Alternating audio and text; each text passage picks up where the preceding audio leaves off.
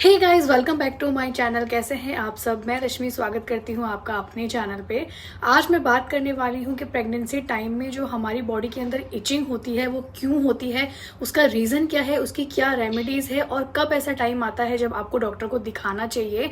तो ये सारी चीज़ें मैं आपको इस वीडियो के अंदर डिस्कस करने वाली हूँ। साथ ही मैं शेयर करूँगी अपना एक्सपीरियंस, क्योंकि मेरा प्रेगनेंसी फेज अभी चल रहा है। तो ये सारी चीज़ें आपको इस वीडियो के अंदर मिलने वाली है। और अगर आप चाहते हैं कि आपको ऐसी इन्फॉर्मेटिव वीडियोज़ आगे मिलती रहें तो चैनल को सब्सक्राइब करना मत भूलना। साथ ही साथ जो बेल बटन है उसे जरूर हिट कर देना, ताकि जो भी नया वीडियो आएगा उसका नोटिफिकेशन सबसे पहले आपको मिलेगा।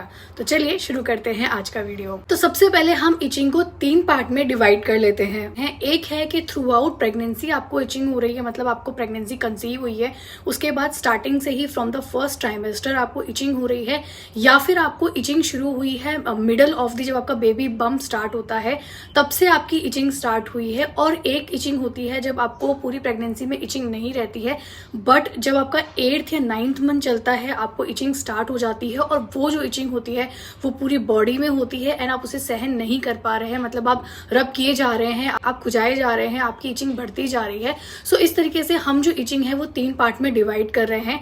सबसे पहले जो इचिंग मैंने आपको बताई कि ट्राइमेस्टर से स्टार्ट हो रही है, वो इसलिए क्योंकि प्रेगनेंसी जो होती है आपने कंसीव की है, आपकी बॉडी के अंदर डिफरेंट तरीके के हार्मोन्स अभी चेंजेस आ रहे हैं, हार्मोन्स बन रहे हैं एंड आपकी बॉडी के अंदर बहुत सारे चेंजेस आ रहे हैं। ये सारे चेंजेस अभी फर्स्ट ट्राइमेस्टर में इंटरनली ही होते हैं, बॉडी में हमें नहीं दिखाई देते हैं। ना ही हमारा बेबी बम्प जो है वो इतना बाहर आया होता है कि उसको हम एक रीजन माने इस इचिंग का। तो अगर आपको फर्स्ट ट्राइमेस्टर में इचिंग हो रही है, हल्की फुल्की हो रही है, कभी कर लिया रब कर लिया, तो वो हार्मोन्स की वजह से होती है। और अगर वो बहुत ही कम है, आपको कोई प्रॉब्लम नहीं हो रही है, उसका भी सोल्यूशन मैं आपको बताऊंगी आगे। बट अगर नॉर्मल है, हार्मोन चेंजेस की वजह से हो रही है, बॉडी में इंटरनली चेंजेस आ रहे हैं, तो आपको उसमें घबराने वाली कोई बात नहीं है।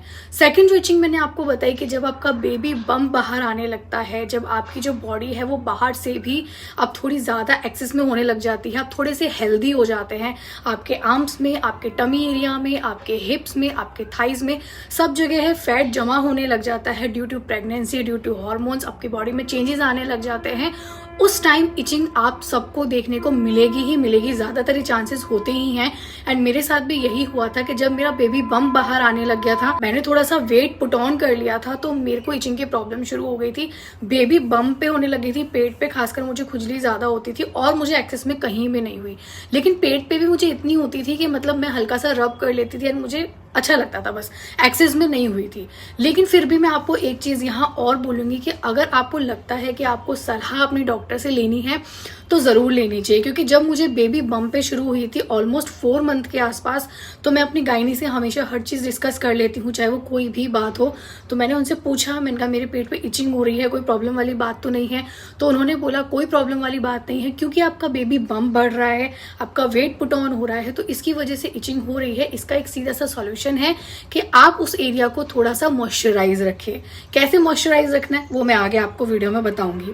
तीसरा जो पॉइंट मैंने आपको बताया था कि जब आपका 7th या 8th मंथ चल रहा है और आपको इचिंग हल्की फुल्की हो रही है, तो वो सेम यही है कि वेट पुट ऑन कर लिया है, इस वजह से आपको इचिंग हो रही है। थोड़ी बहुत इचिंग हो रही है तो आप उसको मैनेज कर सकते हैं, बट ज्यादातर केसेस में ये देखा गया है कि 7th में या ऑलमोस्ट 8th या 9th मंथ के अंदर क्या होता है, इचिंग बहुत ज्यादा होने लग जाती है।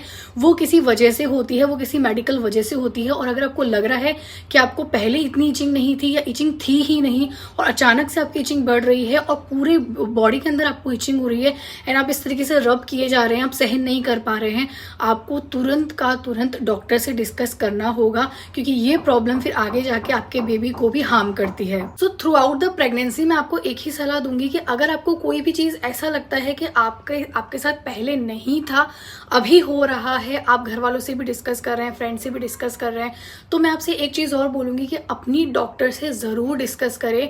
चाहे वो हल्की इचिंग हो, चाहे बॉडी में कोई भी चेंज आपको लग रहा हो, बॉडी के अंदर कोई दिक्कत हो रही हो, आपको कुछ भी अलग सा फील हो रहा हो, तो फ्रेंड से भी डिस्कस कीजिए, फैमिली मेम्बर से भी डिस्कस कीजिए, बट एक बार डॉक्टर से ज़रूर डिस्कस कीजिए, क्योंकि आपको मेडिकली जो आपको सलाह दे सकते हैं वो आपके डॉक्टर आपको बेस्ट सलाह देंगे, उसका सॉल्यूशन आपको देंगे, आपकी प्रॉब्लम समझेंगे। तो थ्रू आउट द प्रेगनेंसी और प्रेगनेंसी के अलावा भी मैं यही बोलूँगी कि जब भी कोई बॉडी के अंदर आपको लगता है कि आपके चेंजेस आ रहे हैं या कुछ अलग सा हो रहा है या आपको समझ नहीं आ रहा है क्या चीज़ हो रही है, आपको तुरंत वक्त रहते ही अपने डॉक्टर से डिस्कस करना होगा। प्रेगनेंसी में स्पेशली कुछ भी चेंज लग रहा है बॉडी के अंदर, अपने डॉक्टर से ज़रूर डिस्कस करें।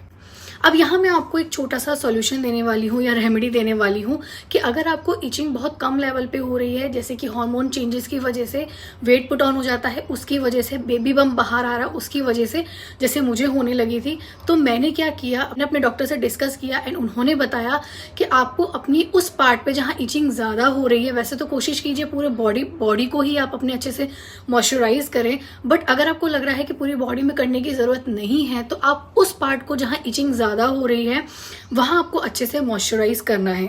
इसके लिए आपको क्या करना है, आप कोई सा भी अच्छा मॉइस्चराइजर यूज कर सकती हैं जो आपको लगता है कि वो आपकी बॉडी को काफी अच्छा मॉइस्चराइज करके रखेगा। अदरवाइज अगर आप मॉइस्चराइजर नहीं यूज करना चाहती हैं तो आप बादाम का जो तेल आता है वो यूज कर सकती हैं। एंड सबसे बेस्ट जो मैं अभी यूज कर रही हूँ, अपने थ्रू आउट प्रेगनेंसी मैंने यूज किया है, वो है कोकोनट ऑयल। बट एक चीज बोलूंगी, कोकोनट ऑयल लगाने के बाद मुझे जो इचिंग की प्रॉब्लम थी वो बिल्कुल नाक के बराबर रहती है। मैं नहाने के बाद लगा लेती हूँ, एक बार दिन में लगा लेती हूँ, सोने से पहले भी लगा लेती हूँ। 3 टाइम तो मेरा फिक्स है कि मुझे कोकोनट ऑयल लगाना ही है।